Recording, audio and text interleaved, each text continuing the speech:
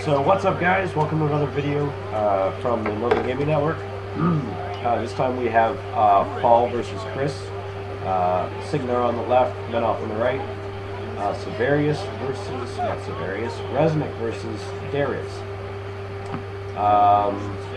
Once again, I am Clayton. And I'm Aaron.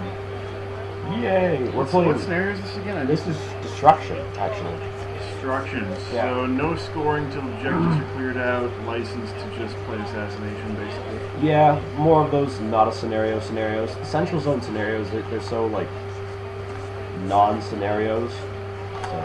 In hardcore, they're a lot more fun than you'd see these. Or at least I think so. Yeah, so, let's start with the Cygnar player. Paul's list, he's playing Darius. He's playing Tier 4 Wrecking Crew. He's got Darius and his halfjacks. He's got Thunderhead and Centurion deployed down here near to Darius. Darius is at the bottom of the field. Up from that, he's got his Sword Knights, a full unit of Sword Knights with the free UA from the tier. In the middle of that, he's got the Cyclone. And then the rest of his unit of Sword Knights, and then on beside that is another full unit of Sword Knights. And interdispersed in the Sword Knights are his halfjacks from Darius. And Chris is running Resnick with Crusader, Reckoner, Castigator, pretty standard fare. Choir, Flame Guards with UA, Hierophant, Paladin, Wrecker, Vassals, classic stuff. Racks, not Wreckers? Oh, Racks, sorry, did I say... You said Wreckers. That's what happens when you read messy writing. Yeah. So when you're submitting your lists, think of me. Yes. So one thing, just off the bat, that I'm noticing here with the deploy is I'm really kind of curious what's going through Paul's mind with Darius just absolutely so far off to the side. Well, it's Darius, Thunderhead, and the Centurion all down to this side of the zone. I mean, maybe the forest being with the forest in here, maybe he just wanted to have all of his terrain, he wanted to stay in the forest all game. I don't know if he thought the forest was a good place to hide in. Maybe that's just wanting to keep his caster all game in the forest. I don't know, but I would almost universally, if I was even going to pick a side, take the wall over the forest. Yeah, wall's it's in a weird position, but yeah, but it certainly immediately tells me that he's either got a very specific plan, or maybe forgot something and should have had a bit of a more specific plan. Yeah. But I mean, needless to say, hey, stick a caster in the woods. It's never really a bad call off the beginning. But already he's so far away from having easy battle group access to his closest objective. Mm-hmm. The other player can look at this and basically say, "Oh, he's not playing objectives. He's just going for it." Yeah. Well, the thing is, he set up second. He's second player in this scenario. Is that he saw the Centurion, the Menoth lineup, and maybe he wanted the Centurion and the Thunderhead on his side for whatever reason. Well, what is on the other side? I'm not seeing a very good view here. What do we have up here that he might be afraid to keep his battle group there? Over here is the Crusader and the Reckoner. The farthest jack up the field is the Reckoner, and then he has this Temple Flame Guard to disperse those other jacks. And this Castigator is the one nearest to the bottom of it, with Resnick being here beside it. So nothing really shouting, avoid me. Yeah, avoid it. Do you want to stay away from the shooting from the Reckoner, or do you want to not be punched by the Crusader? I don't know. I'm kind of curious.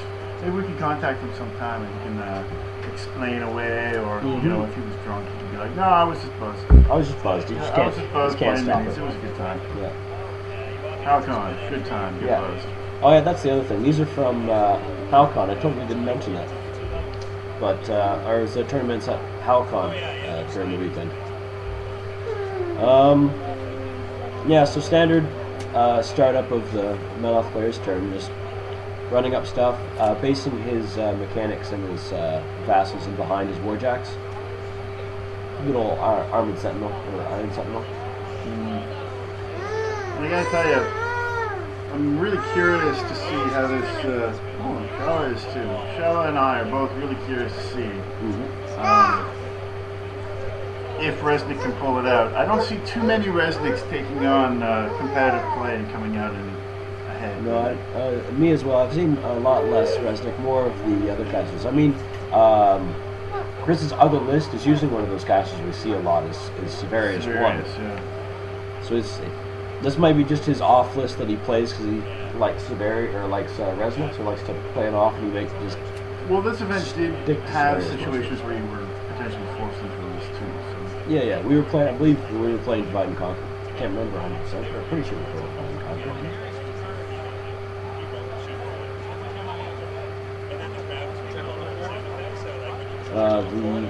The Temple Flame Guard are advancing now. Taking full advantage of the wall. Yeah, taking full advantage of getting all over that wall.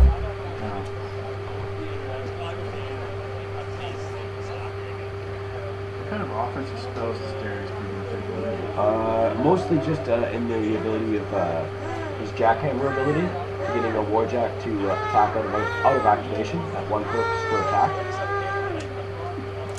Shalla doesn't like me at all right now. Yeah. Wow. She waits until you're talking, and then she's. Yeah, no. Besides full throttle, where they can run and charge for free. Yeah. No actual offensive spells, because the other thing too about Darius being placed so far south, from our perspective anyway, is he makes the wall viable. Yeah. Because he makes the angle work. So if there was even an offensive spell, hey, even more credit to the way that we're seeing the Menoth advance going up there too. Maybe he just wanted to get as far away from Resnick as we could. You see, Resnick is still quite towards the far side of the zone. Resnick is a beatstick. He's very, very unsubtle that way. Yeah, delivering them is the hard part. Yeah. What do you think about a list like this versus the newer Resnick that I'm kind of surprised I still haven't seen too much of lately? The newer Resnick. Yeah. Rack spawn versus mobile rack. Or mobile rack. I'm trying to actually remember all of his spells off the top of my head. Yeah, because he has Creator's Wrath. Oh yeah, and that exploding feat where he hits everyone with 4-inch AoEs. Yeah. I like Resnick too. I think he's very interesting. The downside is he still has the same problem that Resnick has. Is he doesn't like getting shot in the face. Yeah, but I mean that's pretty much no casting is getting shot in the face. Well, it's hard to protect the medium-based Resnick. It's even harder to protect the huge-based Resnick too. Right? Even with Lamentations and Suffering, where he non-magical attacks automatically miss, but there's the spell explosive mode, and there's unarmed bolt. There's ways to make your guns magical, right? Yeah, it wasn't good call. Yeah. Defense armor on the version pretty much the same, or no? 13-17. I'm pretty sure that's. Identical almost. I believe it's one less defense. 14-17. I think he is 14-17 on this Resnick. Yeah. On P Resnick. That being said, I like E Resnick. I think he's cool. His name's hilarious. Resnick, Wrath of Ages. He's just awesome. And it's the most metal feat sounds in the like world. a metalhead kind of name. His feat makes things explode into exploding balls of fire. Like you center when an enemy model is boxed by melee or ranged attack, center a 4-inch AoE on the box model and remove that model from play. All enemy models in the AoE suffer an unboostable POW 12.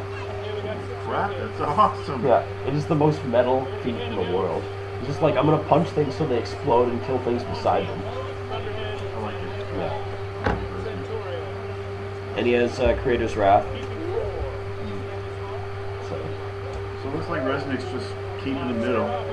Darius is going to play down, so he's just going to claw the core. Nothing towed into the zone, which sort of surprised me a little bit, because I think Menoth has the mobility. He could have got there just to have something there if he wanted to. I don't know, he did this in his last game against Kador as well, Chris did. that he didn't jump into the zone right away.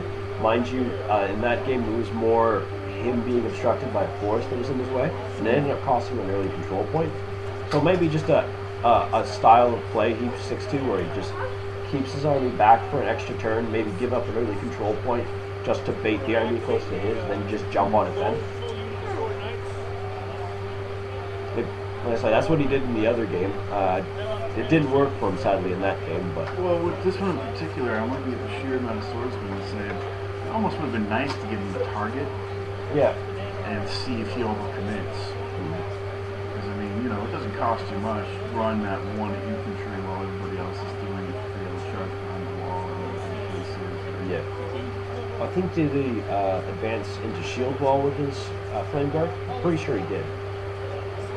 I don't see a token there. Yeah, I'm pretty sure he advanced it's into entirely shield wall. possible. You know, we weren't necessarily playing the games. Yeah. It's just spectator syndrome that you're listening to here today, guys. Yeah. What's that forest doing over there? Jumping, stupid. Should have had the meat threshing. Should have had the meat threshing. Yeah, exactly. You shouldn't be playing either of these factions. You should be playing minions. Yep, Yeah, it should be minions. All In minions, a perfect all the world, time. every final is minions versus minions. It's just not a perfect That world. is a perfect world. No. Paul's running up his sword knights. There's lots of sword knights. There's 2 swas. 22 sword knights, actually. 22. Oh, that's with UA on one of them. Yeah, you free UA on one of them, right? Yep. Not like you and having a full unit of 9 brigands. You know what? I thought we agreed never to speak to that again. Yeah. The one brigand that didn't go would have won it for me. Yeah. Just if anybody asks, you know, I had it in the bag and forgot to deploy it. It's like forgetting to call Conan, you know, when you're going to go raid some castle. Yeah, exactly.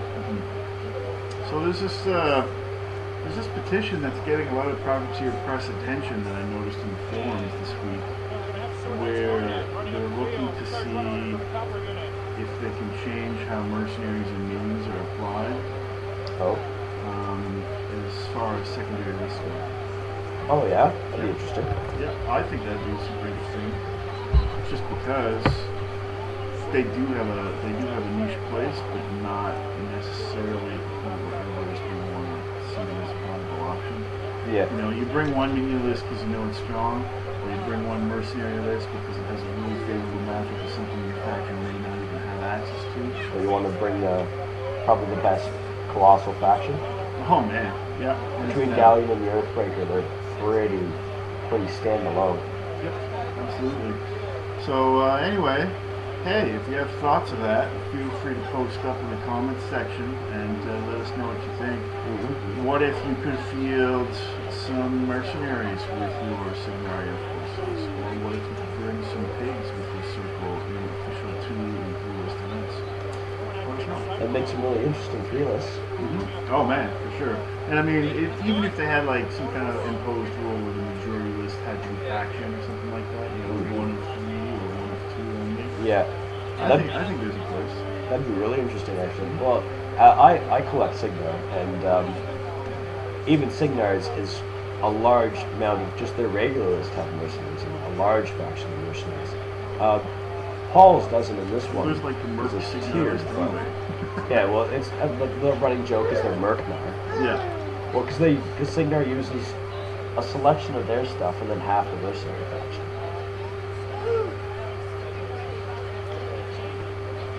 So yeah, once again, more of the basic first turns, running. So 1 unit behind the woods makes sense. 1 unit contesting in. Essentially, this is the play I was expecting Menoth to make on board with it.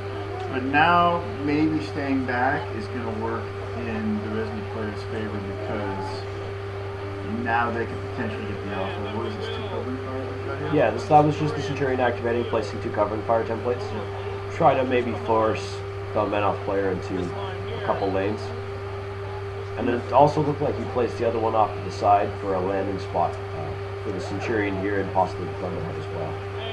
No. Fairly good defensive deploy, but I still think it could favor a Menoth hit. I like his I like the first unit staying off to the flank so that they can kind of counter crash whatever happens here on this next turn.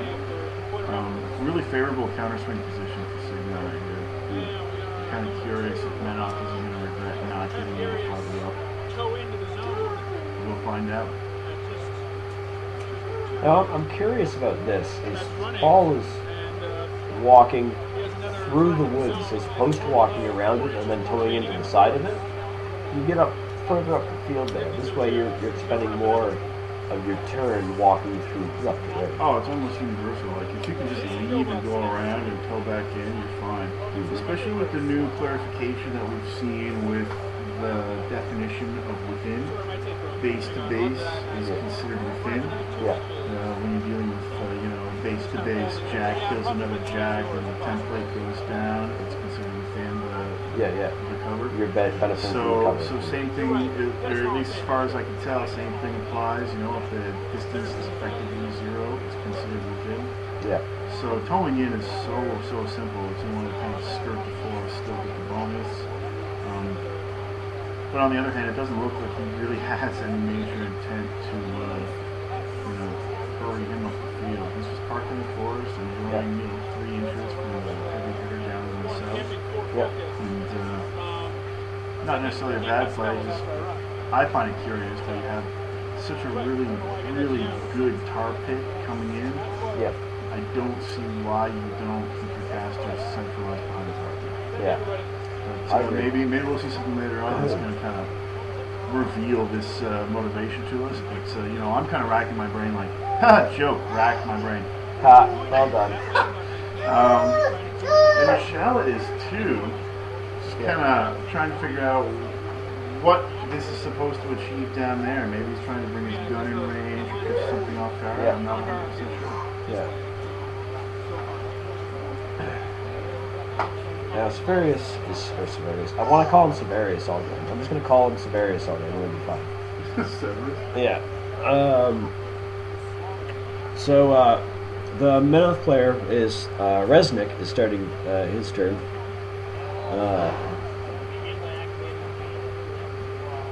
Starting with the choir, I believe. It's not the first time we've seen Menoth start with choir. Nope. Especially after turns where the games that you've seen people with, they've started and it's like gone through almost most of their turn and realized they haven't used the choir. That's the saddest place in the world, especially when you got to activate the jacks, shoot the jacks, curse yourself because choir's standing right next to them. Yeah. Yeah. You send the jack in to punch something and realize that once you've gotten there, oh wait, he's not battled. I'm not Mat 10. Pow 20. Yeah, that's never good. Yeah. I think every faction has that. I've seen some scorn activations where the taskmasters forgot to do their thing. Yeah. Slaughter hazards that's POW 11 when they should have been 13. Yeah. Oh yeah, for sure. Yeah, if you were to name a crutch for Cygnar, what would it be? Journeyman Warcaster. Really? Yeah, everyone takes the Journeyman Warcaster, even in games they shouldn't take it. And Menoth, no question, choir. So, what about other factions? What do you think? Let's name some crutches. Name some crutches. Crix, recently it's been the Scarlock, because everyone wants to Holy use the crap, Scarlock. I agree 200%. But Banes in general, everyone's just like, I need more Banes. Banes. Yeah, I need people to play more Statixes. Yeah, but the other thing too is, you take the Banes out of the equation and it's not Crix anymore. No, it's Statixes at that point. Blood Witches and Raiders, they're pretty awesome on the hook. I guess. You put them next to Banes, though, nobody's going to take them. Yeah. Unless you just want pure speed at that point. Yeah. Alright, yeah, sure. I'll accept that one. I think Scarlock over. Scarlock's I have not seen a non-Scarlock list in too long. Yeah. So, hey, Crix players, if you're listening, give that Scarlock a break, man. I know he's good. You know he's good.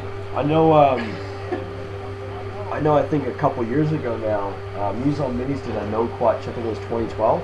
No Crush 2012. Yeah, I remember that. I believe Keith, their resident Crix player at the time, his clutch at that point was Epic Asphyxius. He said he wasn't going to play Egaspy for a year. Yeah, I remember. So he played Edeni all year instead and rocked face. I remember with Everblaze. One of the crushless formats I saw was no shredders. No shredders, no tenacity. No tenacity. Bye-bye tenacity.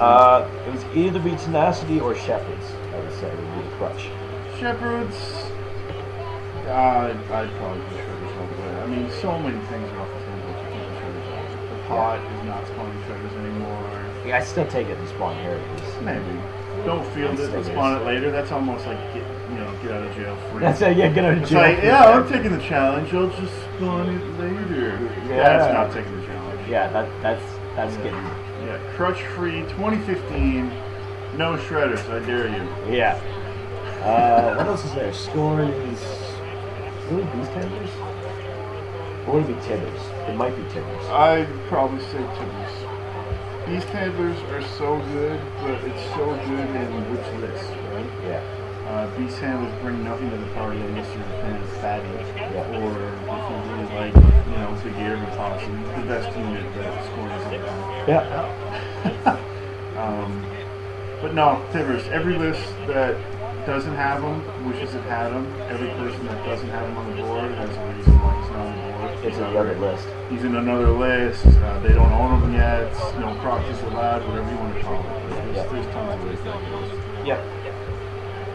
So what have we got? We had Circle stones. Yeah. Circle stones. Yeah. Hands down. Then no, let's not do that because then people will play more druids and I don't want to see more druids. Druids. I hate druids, but I hate stones worse. I hate stones. True that. Right, large beast, 8-inch placement. Does that beast have range? You now threaten a foot. Yeah. That's stupid. Stupid indeed. Yeah. Mark 3, completely within, solve all my problems. There you go. Hope you're listening, Privateer Press. I hope you're listening.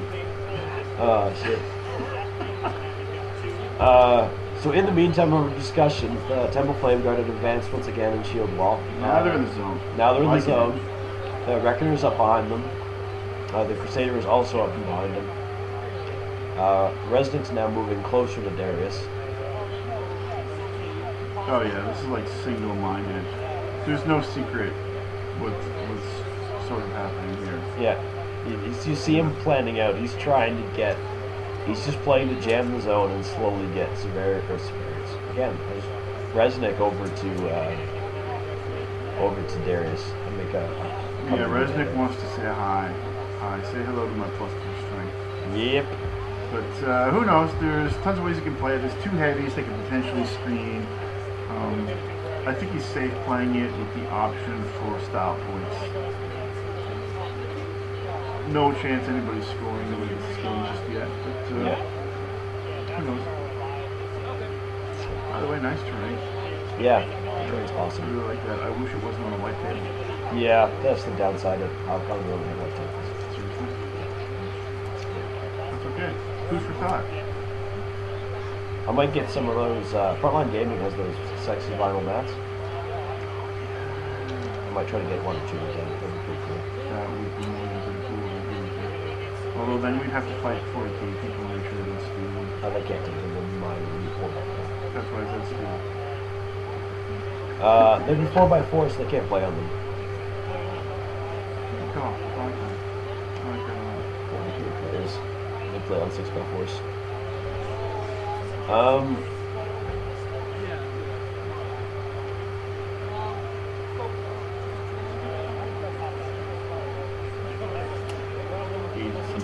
Oh, it's the castle's moving up, artillery attack to shoot one of the repair bots. Yeah, the half-jacks. Half-jack, there we go. English are good and my language first. Yes. I believe you missed though, sadly. Did he battle his jacks again, or did he protect them? I can't see I'm not sure. If we start seeing misses, that'll answer our question. Yeah, I'm pretty sure he just missed there, so I'm going to assume he didn't battle.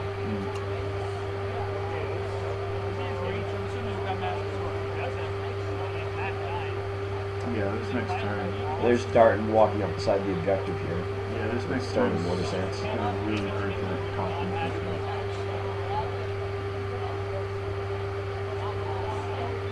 I don't know. I'm Cygnar looking at the board going, yep, all is planned. Yep. Menoth being Menoth, avoiding the forest, no Pathfinder being handed out. Yeah, this is the pincer swing that everybody wants to see. Barring some 4-inch fire AoEs that really go in your favor.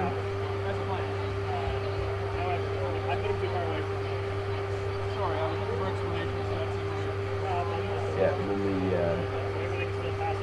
the Castigator's moving up the side, darting.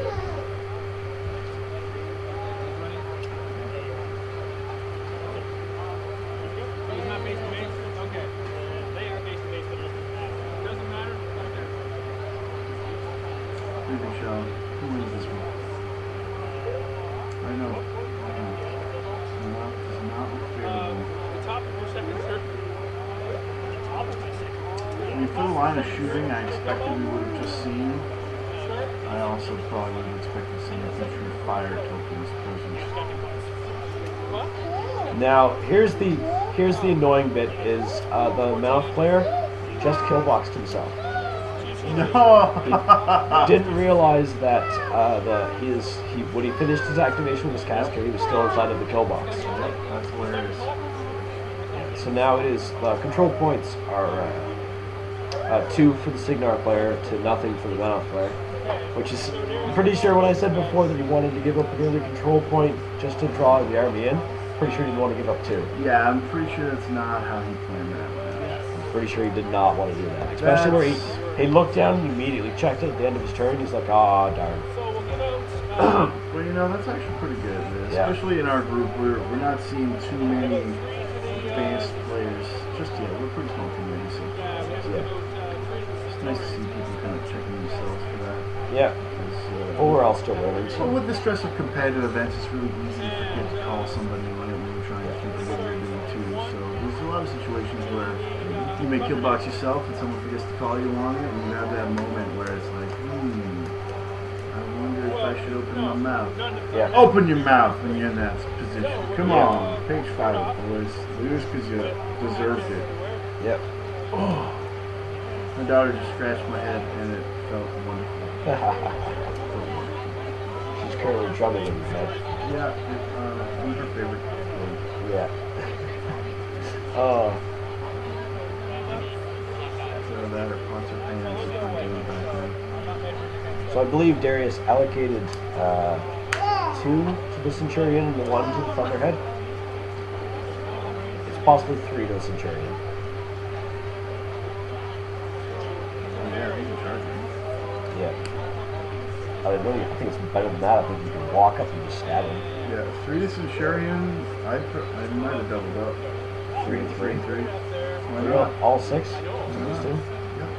What else are you going to do? I mean, we already know he's not going to advance Darius. Yeah. A couple mine tokens going down from the half-jacks.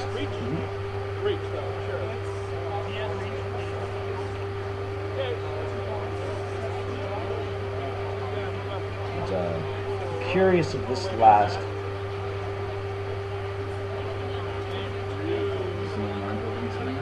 think it is.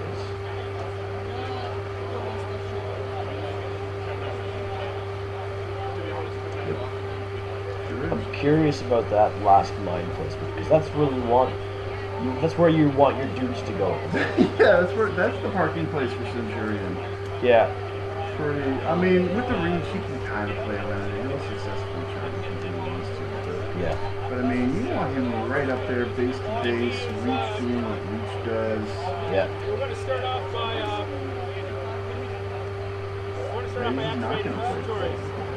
So I mean, I didn't see where the focus was. So he's going to get that for sure. Oh, charging the heavy. Yeah. Get some work done. Nice. Now, in this situation, where it was so close where you could have just advanced and then reach, I think I wouldn't have charged him. I think I would have just walked up and stabbed him. Yeah, what was that hill again? Might come into play, maybe? Well, which one? Passage one? Well, that doesn't do anything for Oh no, free. they don't have a defensive one. No. Any bonuses? It's for ranged attacks. No non-magical shooting. I believe the Thunderhead, the non-magical shooting. I don't believe the Thunderhead is magical shots. It would be amazing if it did. Hits. See what damage you do. It's dice minus 6, so no damage. We're gonna buy it. There should be one more, crazy. There's the focus. Buy attack. He's got the focus in his hand. Oh, okay. okay. Swing the hit with spear. Yeah, because I see he's at least camping 2. So dice minus 1 That was is 6 Yeah. to 2. Apply the second attack. How do we suck in that guy? Swing the hit. Yes, you can go. It's more like sitting there and then something Okay. on the shooter. Okay, good. Oh wow, that's 2 You know, when damage. you can't see your child and you hear a strange sucking noise and they're sitting on your shoulders, just go with it. Hits. Words of wisdom. 6 damage. 2 Words damage. of wisdom. Just go with it. Yeah. 5 attacks actually. Attack with the spear, shield, spear. 3 attacks. I had 3 focus on him. Right. Okay. Last one is pointless. Thank you. Yeah, looks like it was just Clayton and Aaron. Yes. charge, one attack, Charge. initial, call it a day. Yep. Believe he dealt some damage to the Centurion, the Castigator. Yeah. Not as much as he probably wanted, but and see now right where the dudes wanted to go. Now he's got 4-inch AOE's with those bomb tokens. Yeah, that's I gotta tell you, I mean, those little dudes are good bombs, but with this kind of a tar pit you're about to deliver right on top of your bombs, I gotta tell you, I'm kind of questioning that. Yeah, I question it quite a bit actually. Like, you've got a nice flank coming in from the north. This isn't a bad, tar advance right here. Yeah, yeah. A whole lot of initiating and charge attacks are coming in. Yep. And meanwhile, just behind them all, you've just set some substantial AoE damage that, savvy Menoth players just going to trigger on purpose. Take a free strike, trigger it, and just boom. Yeah.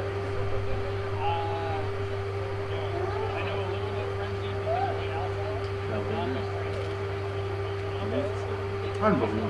Can you read that? Yeah. Yeah, we're a shot. So all of the dudes into the Temple Flame Guard, all of them just packed her into that zone. So if he blows those up, he's going to kill all of his dudes as well. So it could just be like the ultimate equalizer, button on the nuke. Did they, What's his defense? Defense. This guy.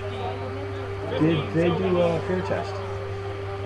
That unit has the UA, doesn't it? Yeah, there's the Temple Flame Guard UAs up at the top. Yeah. They cause terror right now. This guy versus that guy. I'm not familiar enough with Cygnar. Do they have anything to avoid that, or? No, they just have really high leadership. The command. It's possible that they already checked it. Maybe they did. I must have missed it. Hits. Yeah, leave it check. Dead. Now the thing is, we're seeing coming into here now is they also have set defense. So their defense is 15s at the moment, so a lot of these attacks are missing. Yeah, what are they? That's all. Not bad.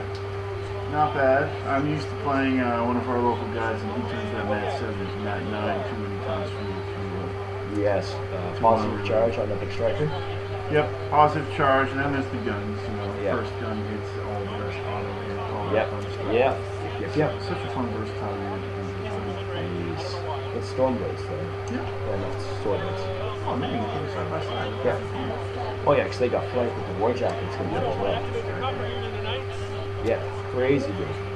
I suppose that'd be also another plus 2. The flank from the War Jack and then positive charge, so plus 4. Equivalent of that 11. Pretty legit. Got 11 troops! Yeah, nothing wrong with that at all. I'm still laughing at that resonate still in the kill box. Yeah, I think that's great. it's hilarious. And so that's, and then the remainder is the 3 inches. He has 3 inches more remaining.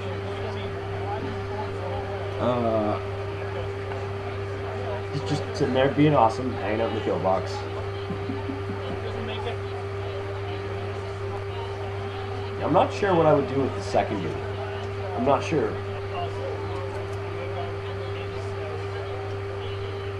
Fish right. Well, taking the entire first unit like that kind of kills the whole flanking opportunity that I assumed he was going to be trying to do here. Yeah. And with Resnick slowly going towards, towards the south, Yeah. taking the long way with the run around the forest, this is going to be too much either. So, I don't know. I'm not 100% sure. Yeah. He kind of alienated his own additional unit. Yeah. Or maybe he is just planning on detonating everything after they get the chance and I mean, killed them all and then slammed in the second one. yes, and then the second one afterwards. But yeah, it looks like he's sending him in anyway. Send him in, looks like 2 might finish a charge and the rest are just going to Yeah, the rest are just going to run into the woods. Yep. Not bad. Not the worst play I've ever seen. Completely legit. Yep.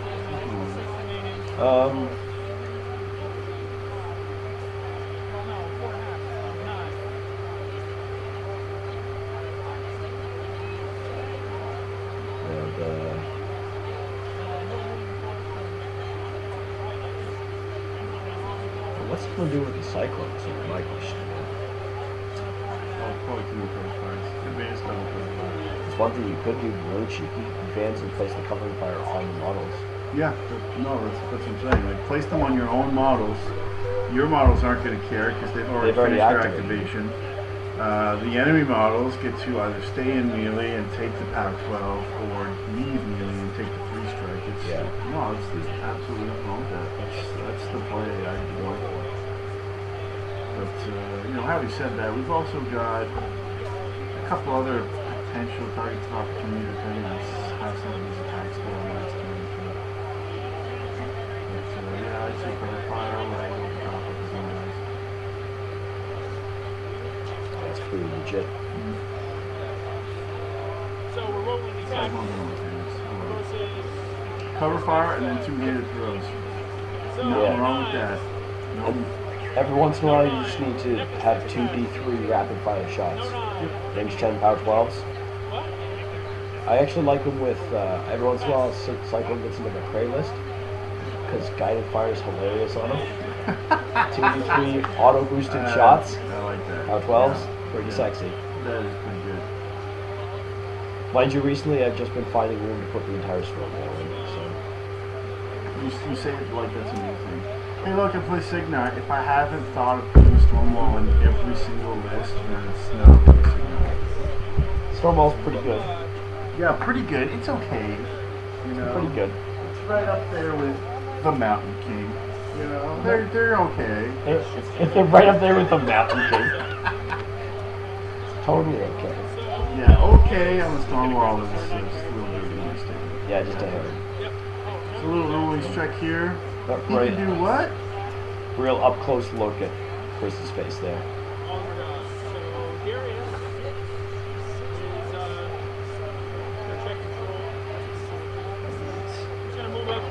It's gonna move up 1 inch. I mean, anytime you get a jack like the Stormwall, that's literally like 4 jacks strapped together. Oh, like, It's hilarious. yeah, I'll 2 say. defenders on the shoulders, a Centurion in the chest, or a Cyclone in the chest, and then Stormclad strapped to his fists. Yep. No, like, yep, pretty much. And I will I form the mean, head. just imagine briefly, if the Archangel consisted of 2 Ravagors, a Scythian, and even And just an leave it at that. Angelius? Yeah, and an Angelius, sure. Yeah, give me 1 armor pen attack, give me some, I don't know, some Thresher maybe, and a couple POW 15s. Nothing wrong with that. You can make him range 12 instead of 14, you know? Give him a discount. Nothing wrong with that. They were 3 quick fire? Yeah, sure. Standard affair for the ladies, right? Yep. That's not what they got though. No, they got Nope, strafe. it's not. It's not what they got. They got strafe and a useless animus. You know what? The animus is useless, but it's style points. I remember in all the games I played in 2013 into 2014, all my Everbite games, I had a kill count for models killed, only killed, not damaged, only killed by the Archangel enemies. And I gotta tell you, after a year of fielding nothing but P-Tag behind Archangel running the standard single zone brick, the kill count had 3 models on it. So did you ever try the thing with Saren where you feed on him so no one can attack him immediately and you just run it into melee with his animus? They errated it so you can't turn him. They errated it so under Saren's feet the Archangel can still be here. Oh, Yeah, I know. Yeah. My little inflatable pool balloons went down after that one too. But, I thought that was completely legit. It's like, hey, look, it was, you but can't target me. You could leave melee with me and take a free strike and I'll just eat you, or you can stand there and be set on fire. Yep. But no, it was actually really quick. It was a very quick little move. It was about 2 weeks we had of going Saren and Archangel are awesome, and then the hammer came down. Yeah. The same hammer we're waiting to come down on the Helga feet. Yeah, because that can't be that good. Well, for those that aren't in the know, the wording of Helga's feet is strategically, by purpose or by accident, not the same wording that we see for other similar effects causing your first hit to also do something, crit knockdown, for example. The first attack also deals the crit knockdown. The way Helga's feat is worded is the first attack triggers a slam, but it doesn't make the first attack count as a slam for some reason. So the wording is just generic enough that for the last 2 or 3 months, I assume we'll see some kind of post on the 10th, pending the official release date of Maximus and some of the other stuff. Yeah. Where the wording will correctly imply that the hit also has a slam mechanic to it, because at present, if you read it literally by the letter of how it's written, you hit, the hit is successful, you have now triggered a slam, so you perform your slam as you would normally do. Great, now you've resolved the triggered effect, and you are now resolving your charge. So it actually gives every model in her battle group 2 attacks, until obviously the wording is changed. So yes, party on with your friends and have fun with that one, or be a pessimist and assume that they're not going to let it work quite as awesome as that, because holy crap, it's awesome. Yes.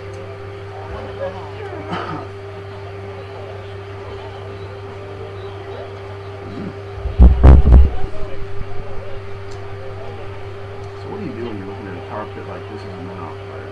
Hopefully kill them all. Like really?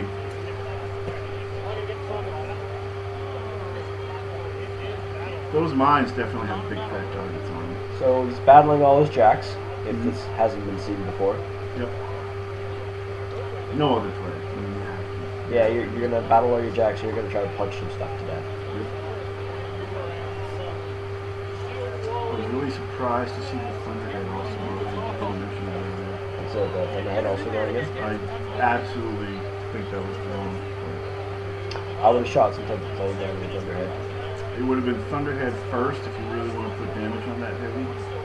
Actually, and, see if you land any, continuous attack.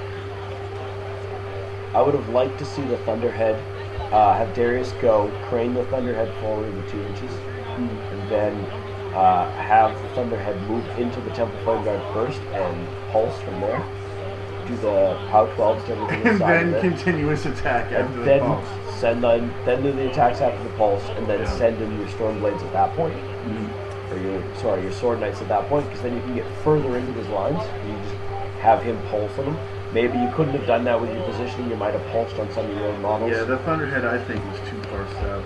Had their positions been reversed, we easily could have seen the Thunder get some serious work done. That's one of the other things.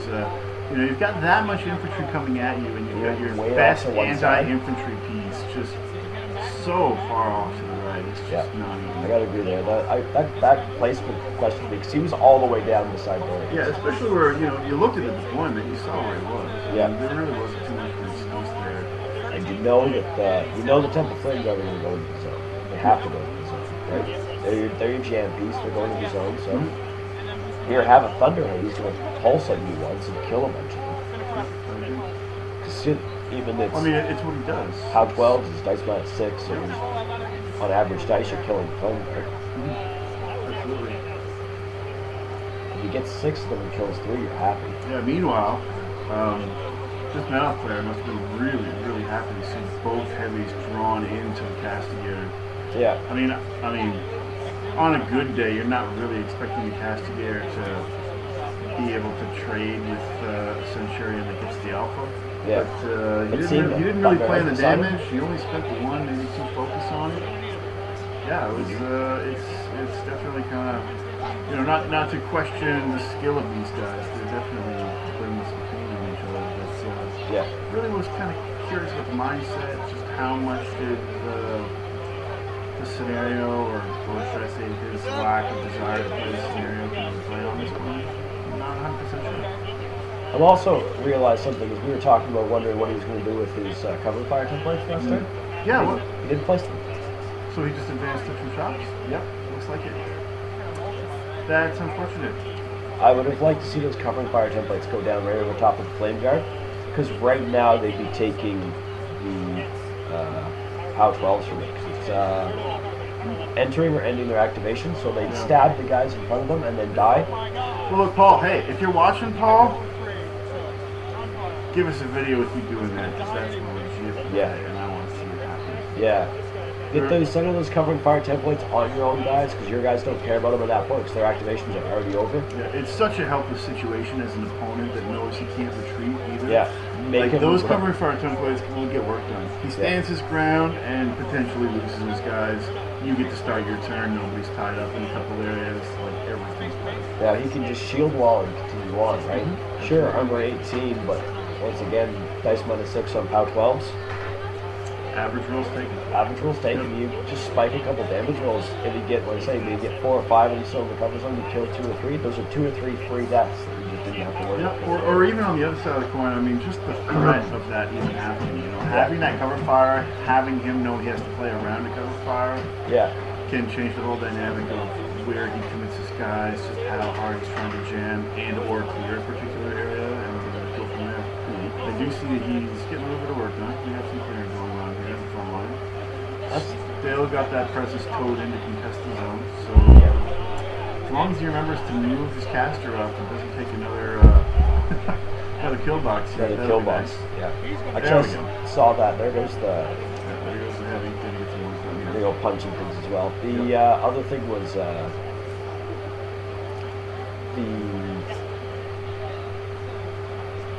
it's gone now. Don't mind me. I was thinking about something and now it's gone for me. Happens all the time, guys. It was probably a really good thought too. It's really disappointing.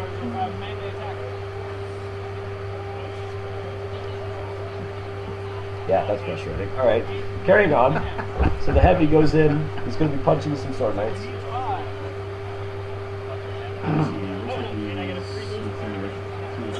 Yeah, you think he's got a couple, 3 of them.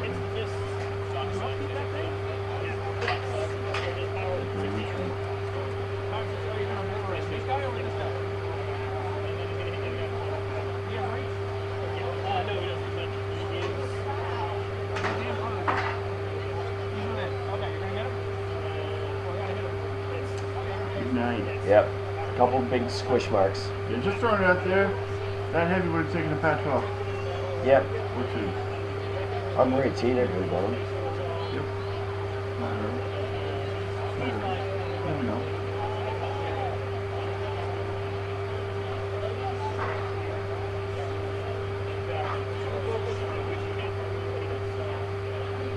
And the Reckoner's going to play some baseball bats.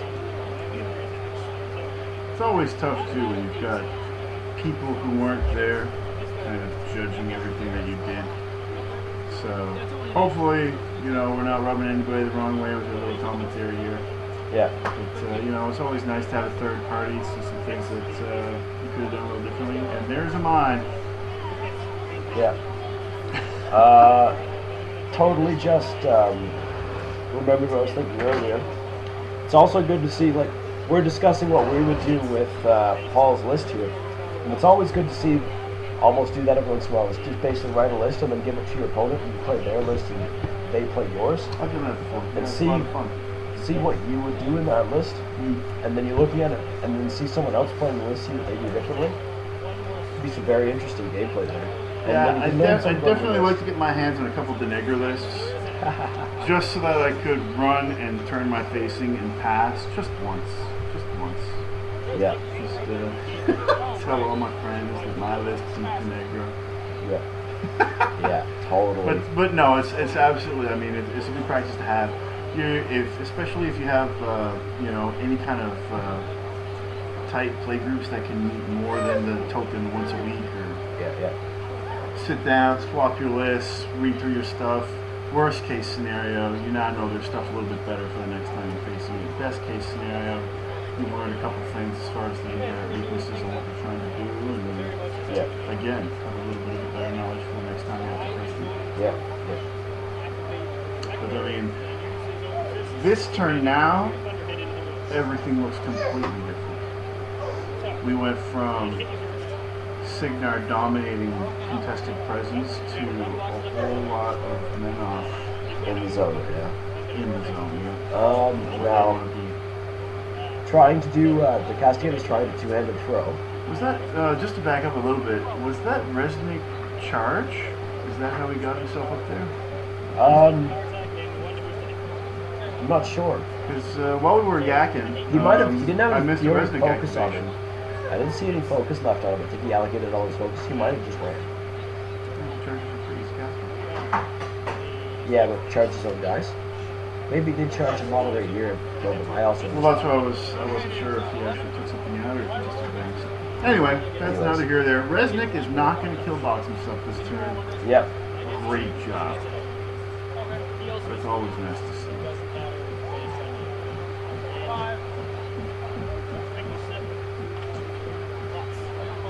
Darius has to feel a little secure over there, but I'm extremely curious just how much play we're going to see that Castigator take. Or what kind of damage it took before. Not being able to see the cards too clear is always a little bit annoying.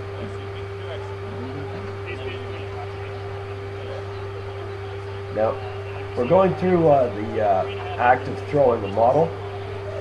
Now, each throw chose to throw him directly away, and I think he's hoping for him to deviate onto Darius.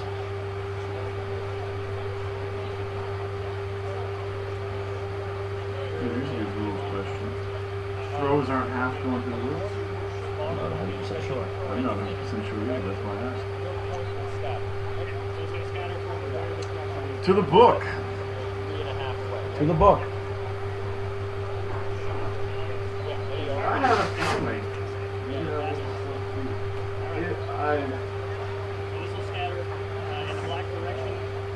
I'll just say that I'm pretty sure it's it's a half distance throw. Pretty sure it's half distance. But I want to double check it just because wouldn't it be awesome if we could have gone through this?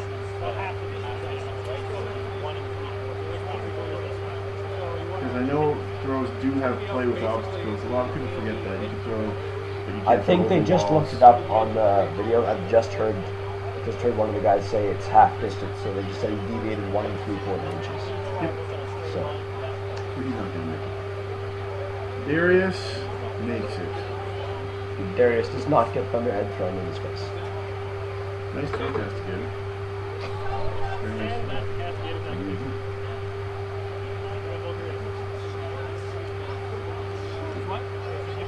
What about bringing it in? We'll save it for after. Yep.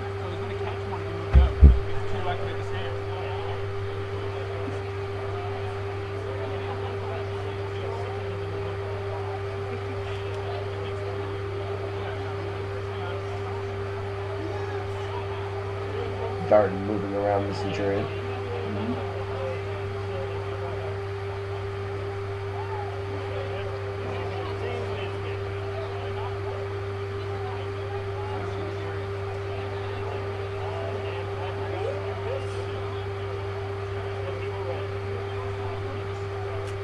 Run up the hero fan and pass the turn.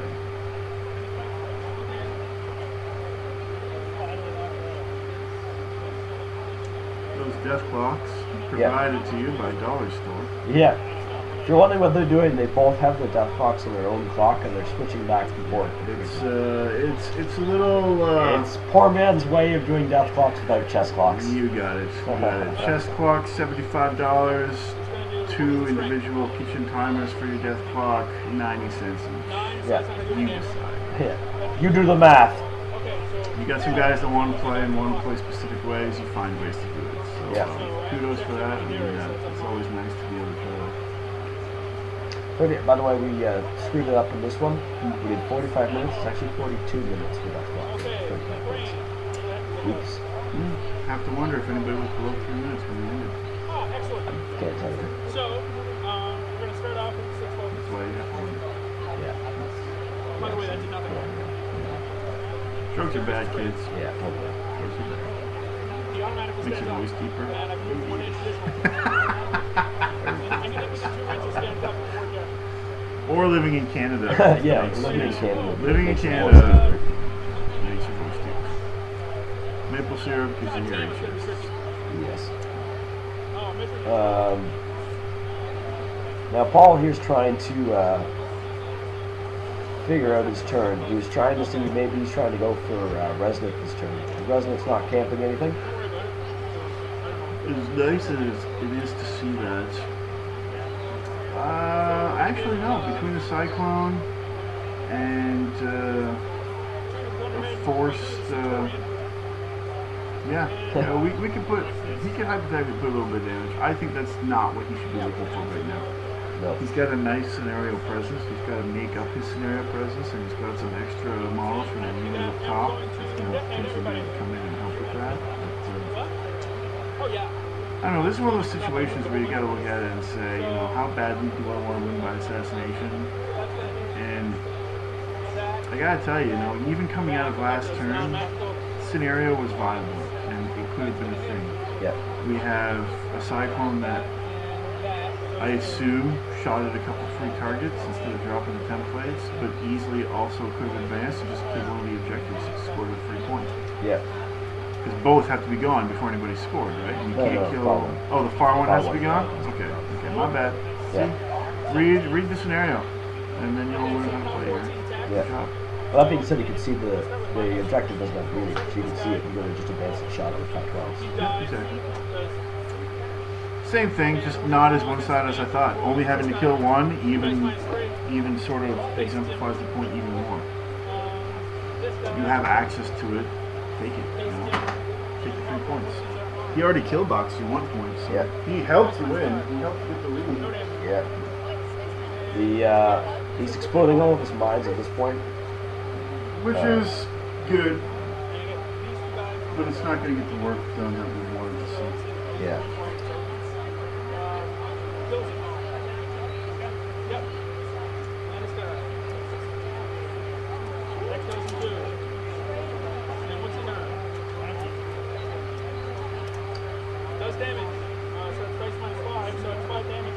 Good spikes damage, we'll only get 10. 5 damage to the What do you Reckoning. think? Has that Cyclone got a good chance to one round the heavy across the room? No, I don't think so. Not against Reckoning. Arm 19? Armor 19 was POW 15 Pow, fists? like 14. 14. Just proficient enough to make it work. Minus 5s across the board if he comes in. That being said, he could do some shenanigans. Advance in there. Or just slam in and see if he can get a lucky zone control. What do we got? We got one heavy toad in. No, I think the Crusaders towed in as well. And so is Darton down here. So, slam. Allocate to the Thunderhead. Well, he's got to push to stand anyway if he's doing anything profitable. Oh, yeah, true that. No, he doesn't. Crane. Darius' crane action makes him stand for Check kill box. Yeah, I like that. So allocate 3 to the Thunderhead, don't spend a stand, and have Darius activate, move up, crane action, place him 1 inch, stand him up for free. He then advances up, shoots the Crusader dead. So, okay, we're gonna activate the top of the sword here. I've never received any charge. Yeah.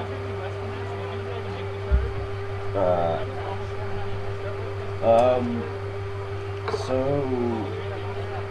I don't know. Blowing up your own guys with your half-jacks. I question the. But at that point, too, how many guys were left?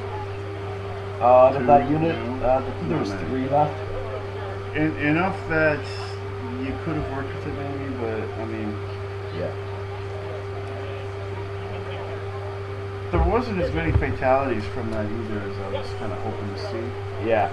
You know, that 4-inch AoE, take it from me, it's never as big as you want it to be when you need it. Yeah. Never as big as you want it. It's just gonna paste in my problem this year.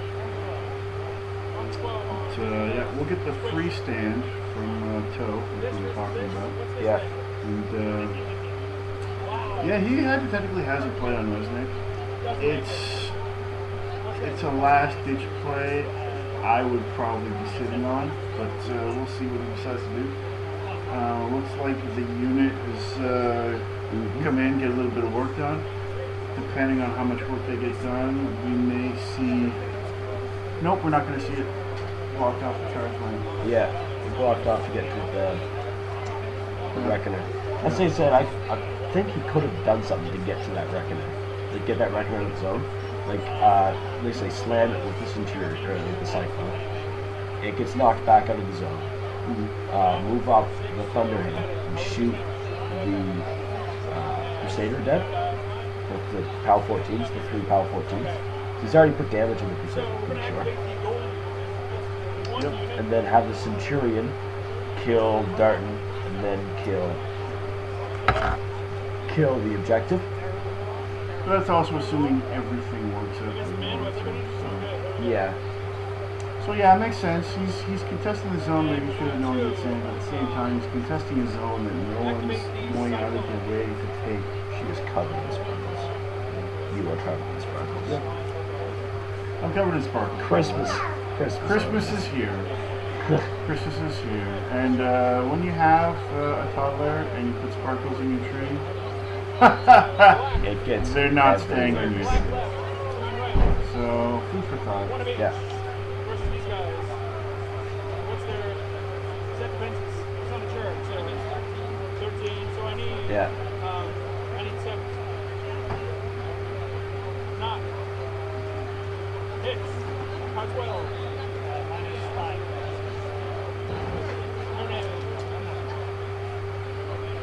No. One attack. So the Cyclone just, shoot it away. Okay. And, we're gonna take the tap jack. Cyclone's the biggest thing. Yeah, just chop. Half-Jack's advancing up. Why do you mine right there? I have no idea. Bring the half-jack on. Although, it's possible that just no one took any substantial damage in the area where these half-jacks are working to justify the feat. Okay. So we're going to activate Darius. He is going to use Crane, which makes him stand So up. he's using Crane to stand up the Thunderhead and then moving him. So is Crane like a passive ability, or is that... It's his special action. So the caster would have had to have activated to do that. Yeah, Darius just activated. Yeah, star action, knock down model within 2 inches. This model automatically stand up and activate normally this turn. Additionally, you can choose one friendly model within 2 inches of Not Darius, from that guy. within 2 inches of this model. Place the model anywhere within 1 inch of its current location. So place it just to the other side, so he's no longer in the difficult terrain. I like that. I really like that. Darius is A good. little bit of placement effect, helping the midfield a little better. Yeah. It's a shame. He's taking his wrath out on this castigator. Yeah. And I gotta say, I don't see it. Yeah. Armor 19. It's really easy to get tunnel vision in this kind of game where you've got that extra pressure or Yeah. competitive play. The competitive play, the timer and everything. But I mean, if this was Operation Kill the Heavies, he'd be doing great right now. I'm just not sure he had a heavy that wasn't tied up, castigator, and easily had the ability to have another thing to test in his own, maybe pop 2 shots on no focus resnick. The other thing I don't understand is why didn't he spend a couple focus to do some jackhammers with the Centurion? Oh, absolutely, you know. He's already allocated. Do a couple attacks before you activate them, and you'll profit. Yeah. I hit power strength -1. I mean, So it's 4 damage. he's really playing this paranoid. That killed the cast 4 damage.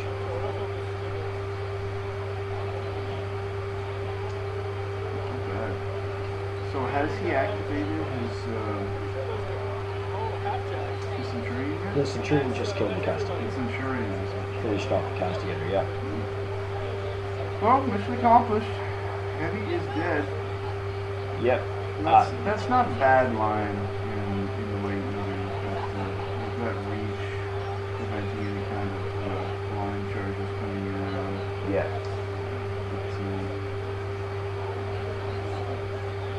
He's gonna have to get a lot of play out of this to have some volume.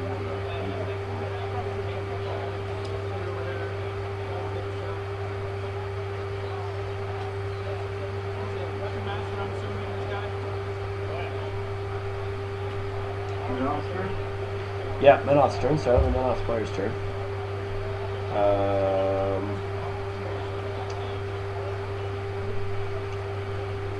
And what do you, going into this turn, what do you say you can do? I see some Sword Knights and the Cyclone in the zone. I say this guy dominates for 3 points this turn. Yeah, he could. He's a trample away from hypothetically just getting rid of the objective that's following you. Yeah. He's easily in dominate range. It's just a question of the only thing that's actually stopping him is, and I could be wrong about this, is I think the Cyclone is actually just positioned in a way that you can't trust to get the Cyclone out and get rid of the objective stopping it from scoring. Well, you say trample the Reckoner up to here with focus. Battle him so he kills these guys who he tramples over them. Buy on the objective, kill the objective at power 22. Or no, power 21 because he's 18. And then your other Jack, if you trust it, try to one round a Cyclone that really has no. Yeah, well, it's also power 21, and I believe the Cyclone's armor 18. Power 21 under battle? Under battle, yeah. Power 18 hammer for mace on this cruiser. Power 18. I thought battle was only +2. Is battle +2 or +3? Yeah, I'm mindlessly agreeing with these 21s, but I'm almost positive battle is +2 nat, +2 strength. You're probably right, because I usually deal with a guy who's playing Severius. It's 2 and 2. Yeah. Who has Yeah, also so has Eye of Menoth. So we're talking 20s, so we're talking +2s over standard armor 18s. Maybe, do you want to bank a game on it? Maybe, but if you did that play, are you really banking a game on it? I don't know. I don't see Severius coming anywhere near charge range of those heavies. But taking the objective, I don't see that as a bad play either. Yeah. Go for it. What else do you? Trample, kill things. Yeah. Get objective. Other extra heavy takes care of, the Cyclone that you don't want to worry too much about. You still got some good infantry that can screen those heavies, and you want to force the Cygnar heavies to trample. Yep. You don't want the initials. The Temple Flame Guard are killing the ancillary attack from the Vassal. And Snacks will do that his way. Oh, that'll do. Yep. I almost think that's exactly what he's looking at. He's watching the scenes, gauge what you want to do. No, just get rid of it.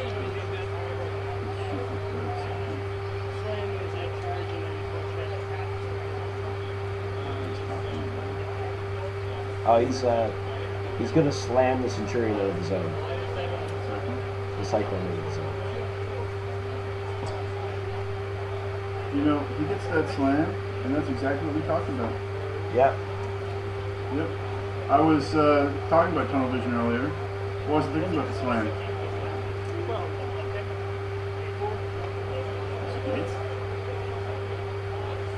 Look for the look of disdain in Paul's eyes. Yeah. And then also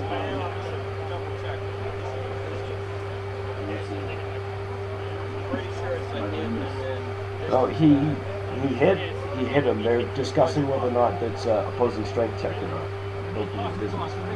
This is the one thing that I don't like about standard death clock with chest timers and using kitchen timers. Because while all this is going on and while we're even talking about it, I just saw Menoth pause his clock, and that's a huge move. Yeah. So, future reference, guys, the clock is only paused if the TO pauses it for you. Mind you, I believe they're accessing the book on what to, on how to do the slam. Oh, really? I believe, yeah, they've got someone to read up the book.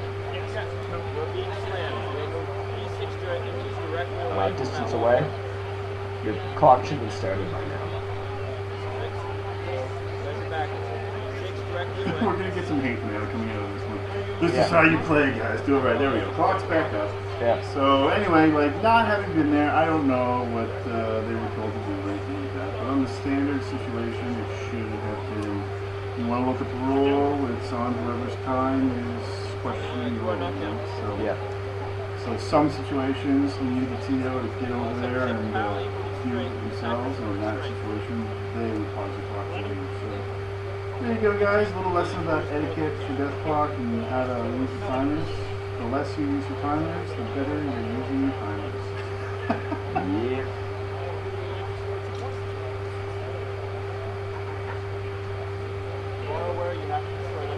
So the slam's successful and then some.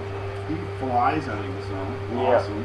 Cranks Awesome. 6 for distance on the slam. And we may actually see my prophecy come true, you know. Let's see if he gets some damage on that objective.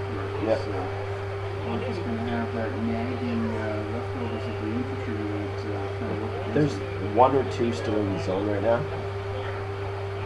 Up moves Resnick. Oh, with Cyclone that far away, this is fantastic positioning for taking the central zone, by the way. This is great.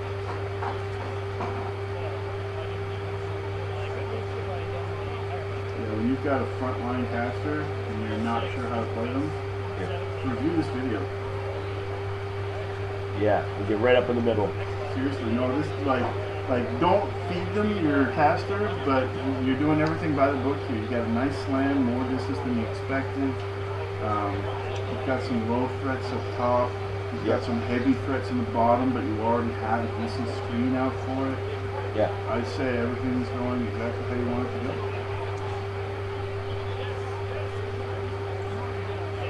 Camping some. Yeah.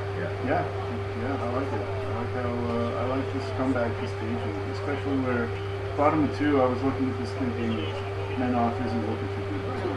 Yeah.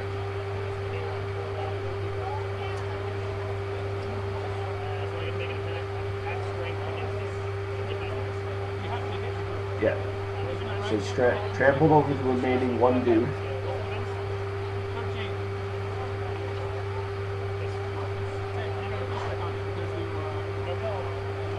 Now the downside is the trample missed him. So no dominate, but it was the right one. Even so, dice happen, right? Yeah, dice happen. We're going to see the objective go up top. The objective pressure, in my opinion, forces areas to do something. The Reckoner only had the 1 focus to trample. Oh, so Okay, so he's just next turn. I get him next turn. You know, threatening the zone control is just as potent as actually having the zone control. Because now those heavies have to really get away. Darius. I'm curious about that. Why I wonder why he didn't just advance, instead of trampling, advance. punch him, and then try to get reach in the objective, and then buy an attack on the objective. That's the regular baseball bat, reach gun. That side of the board, though, it's hard to spectate and know exactly how the formation is. You may not have to. Darius places another half jack. Yeah. So, we're going to start off activating the Centurion. The Centurion's going to move into the zone now.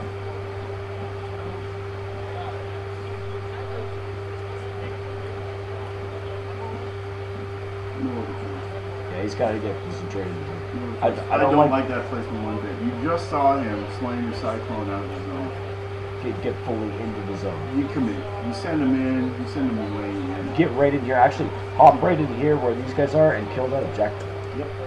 Absolutely. Get the scenario pressure back on your side. Score your third point. You're at 2 points now. Yep. Get in there, kill the objective, score to 3, and now you're a dominant away from winning the game. No, I agree 100%. Just before you make. He did kind of adjust his move a little bit. I like the adjustments. It's going to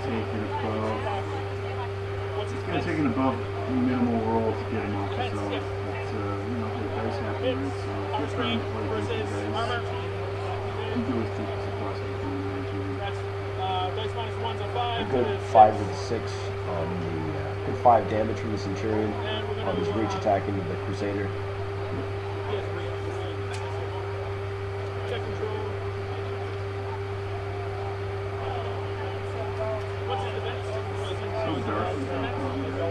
Sorry about the quality of the lighting, man.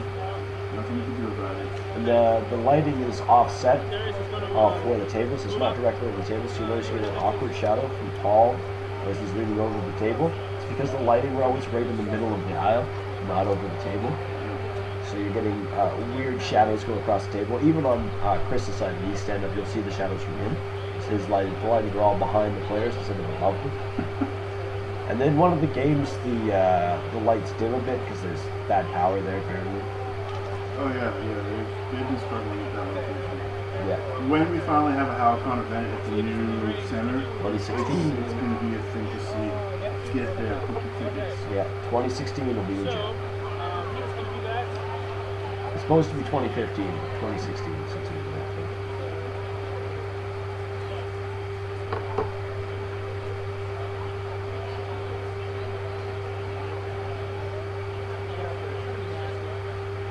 And again, this is your chance to make sure you don't get slammed out of the zone. I'm not sure you have any business not dedicating it. How does he see rest? I suppose off the side here, beside the off the corner here. I was gonna say I didn't think you could see Resnick there, but we did place the Thunderhead quite far. We're on a weird angle, so it's kind of hard to tell.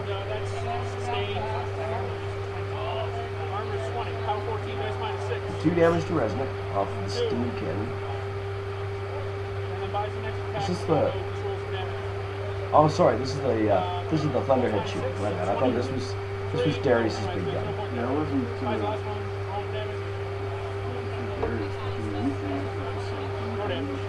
Yeah, I thought he craned the Thunderhead over. But again, I think the Thunderhead gets in. There's surely ways you can advance contest and not worry about you kind of walking into your defense.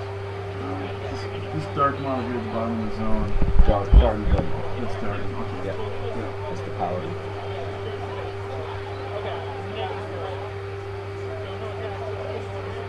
Starting Vilmont, starting Vilmont. Solos. I said Vilmont, I'm probably correct.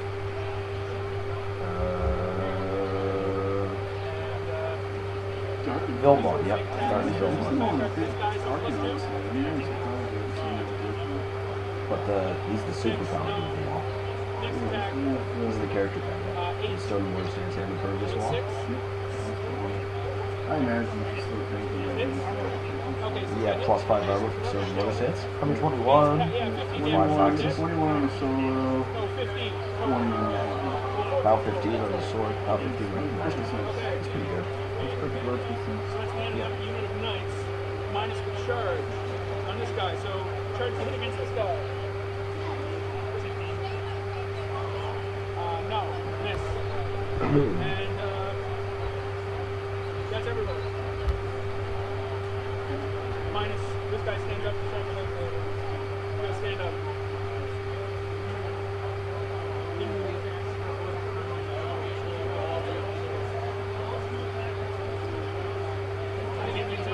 Alright, so a quick turn for the Cygnar player, back to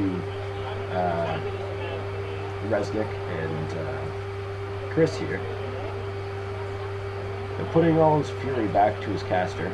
He says he's not upkeeping any of the spells. So full 6 fury. That's almost counted. Well, he does say upkeep the spell. He took it all off now. But he does upkeep one of the spells.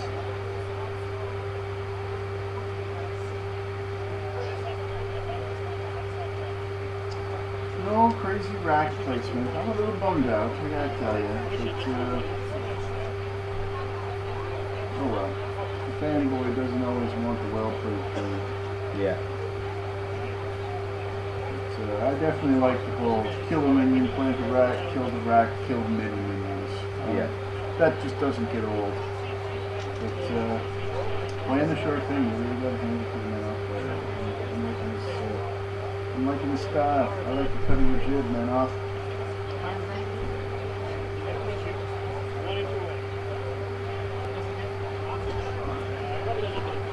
Alright, another slam from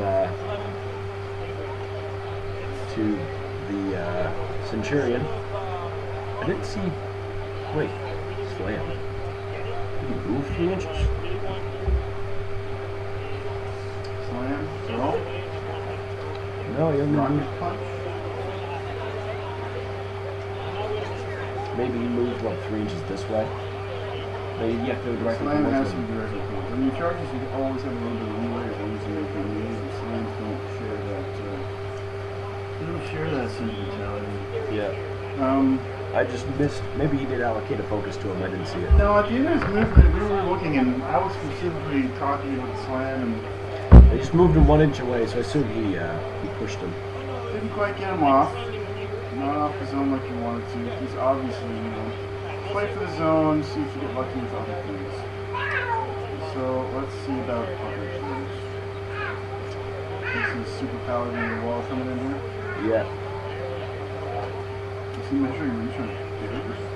Yeah, I'm not sure why.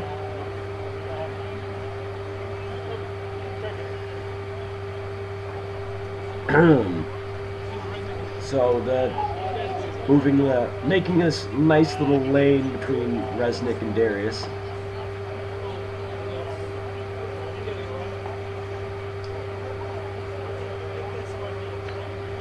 Does Resnick have line of sight? Yeah, Resnick is. Darius had line of sight for his shot, did he? Yeah, I see the gold line on his base to the Oh, black yeah. line, Yeah, where it comes across. It's almost in line with his rec marker, so you can see from that point up the field. Yep. I showed up back at this point, so I remember this part of the battle. I had wandered back over to the side of the table.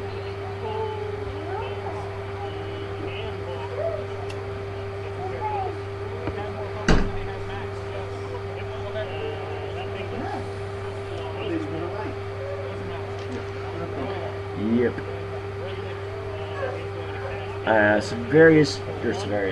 Resnick just cast Engine of Destruction. Resnick, the artist formerly known as Severius. Severius. Cast Engine of Destruction and then feeded on Darius to remove all his focus. Oh, that's awesome. And is now charging him. That's a whole lot of GG man mode. Yeah, that's a whole lot of crazy awesomeness. And this... Now the downside is free strike from the Centurion as he goes by. Takes the free strike too. Oh, that's a scary play, man. You gotta be one. He really must have been banking a little more on that slam, hoping that he could get the zone and just dominate the victory. Because, Cygnar presence right here is practically no. 6 hits. And number Yep. minus 5. 23. Yeah, that's 60. Takes 5 damage. He's still ticking. So that's going to be Still ticking is all he needs. Yeah, nothing. Mat 11.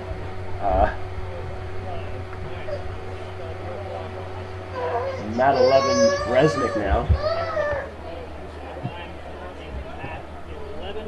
And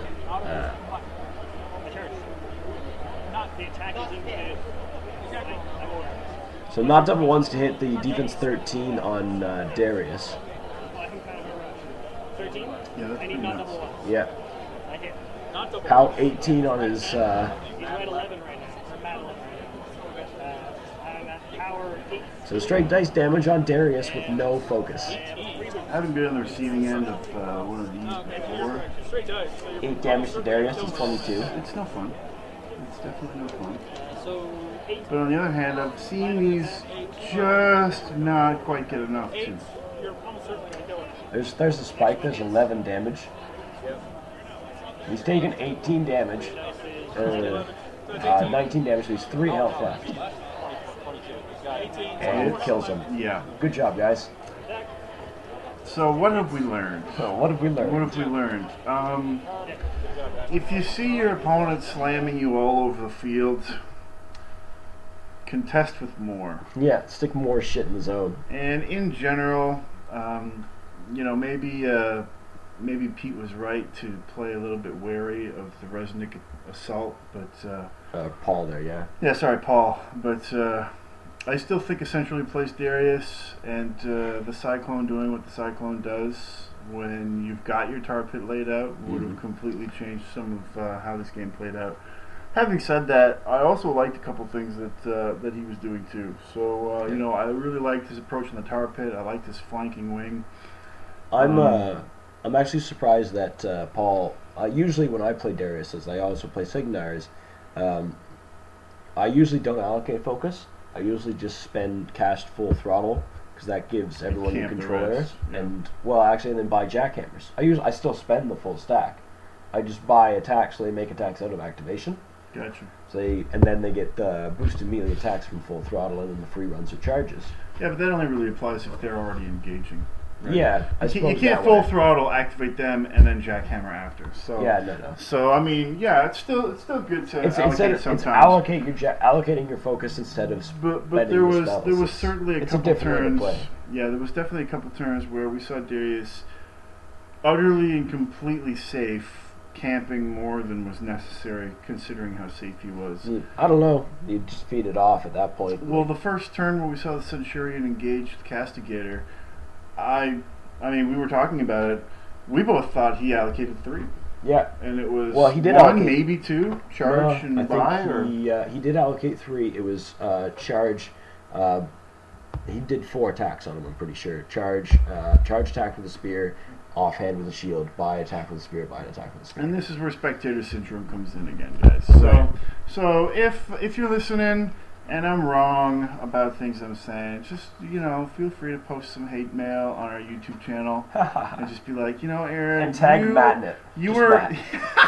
tag Matt, rage on Aaron. It's this is a new thing. Yeah. It's gonna be Hashtag good. tag Matt. But no, Menoth with a nice victory. Good man Some mode good victory. play. I gotta tell you, I did not see it coming. Early game, I thought it was Cygnar all the way, and we were playing this as a formality. So hey, Yeah. dice happen. Yeah. Welcome to Warmachine. Sometimes you just gotta punch your opponent's caster to death. Exactly. Anyways, Exactly. this has been another video. This has been Clay. And this has been Aaron and Shala in the background, as I'm Making sure you've noise. heard. Yeah. Once again, please like and subscribe, and don't be afraid to share or favorite. We'll catch you guys in the next video. Later. Laters.